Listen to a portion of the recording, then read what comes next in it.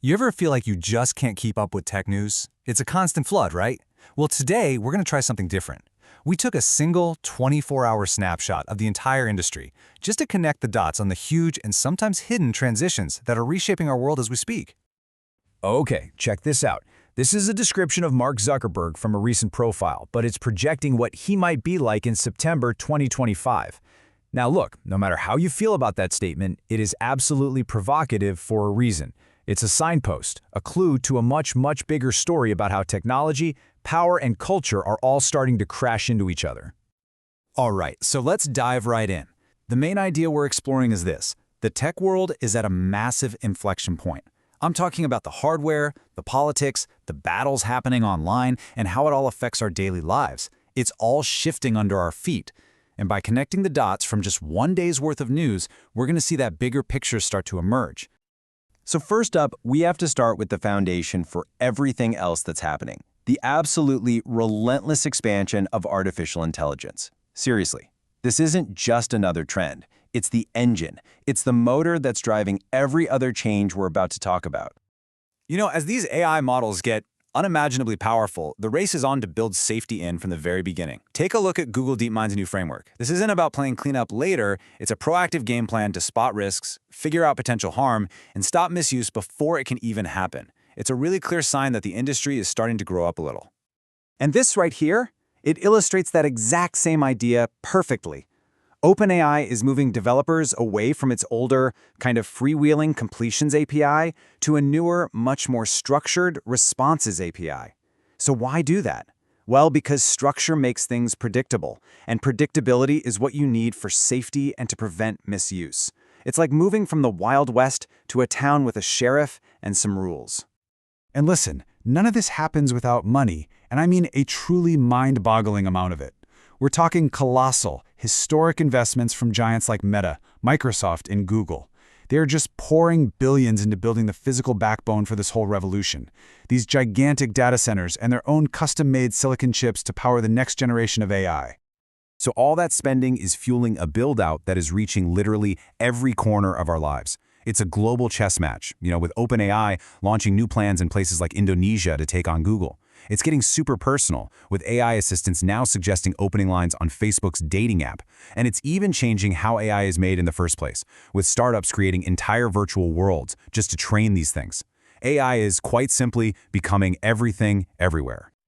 But an explosion this big doesn't just happen in a vacuum. It's sending out these massive political shockwaves, and it's creating a brand new and pretty controversial alignment of power and values all across Silicon Valley. And maybe the biggest piece of evidence for this comes from Wired magazine. They're dedicating a whole politics-focused issue to this exact question. They're digging into what they're calling an apparent rightward shift, really questioning the changing values and the new political friends of tech's most powerful people.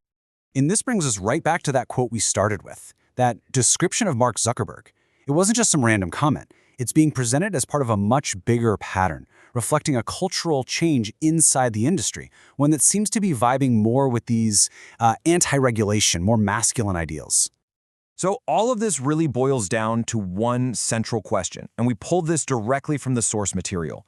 Is this a real, genuine ideological shift happening in Silicon Valley?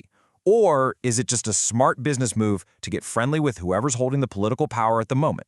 I mean, that's the core of the whole debate right there. And these tensions, they are boiling over into mainstream culture in a big way. The temporary suspension of Jimmy Kimmel Live, after what was reported as pressure from the FCC, that just shows you how high the stakes are. It kicked off this huge national conversation about free speech, about censorship, and about the influence of politics on media. Okay, so alongside all the political and cultural drama, there's another conflict being waged constantly, mostly in the background: the ever-escalating war in cybersecurity. The threats are just getting smarter and smarter. This here shows how an Iran-linked hacking group they're calling Nimbus Manticore has seriously leveled up. What's crazy is that they're now copying the tactics of another highly sophisticated group. They are literally learning from each other, using new custom malware to go after huge targets. This is not random. It's a coordinated, evolving threat. So, in response, the defense is getting more advanced too. Take something called confidential computing. This isn't just another security program. It's a whole security model, like this new thing Google's offering with Intel that uses the actual hardware, the chip itself, to create a secure bubble around your data. It protects it even while it's being used. It's a major leap forward in this digital arms race. But here's what's so fascinating. For all of that high-tech spy versus spy warfare we just talked about, it turns out that some of the most effective advice is still the most basic. The National Cybersecurity Alliance is out there reminding us of a super simple rule. If you don't recognize the number, just don't answer. It's just a perfect contrast, right? A low-tech solution to a very high-tech problem. So we've looked at the tech, the politics, and the security transitions. Now, let's bring it all down to earth. How do these massive shifts actually affect the companies building this future? And, how do they impact you and me? Well, this transition is forcing huge companies to reposition themselves. At T-Mobile, are really transformative CEOs stepping down. Over at Oracle, they're getting rid of the single CEO model and bringing in 2 co-CEOs. And look, these are not just your routine leadership shuffles. These are fundamental restructurings designed to make these giant companies more agile for a future that's, well, it's really uncertain and it's definitely AI-driven. But these big corporate plans have very real-world consequences. Over in Ireland, Meta is facing some serious heat after promising hundreds of jobs for a new data center and then having to scale that number back.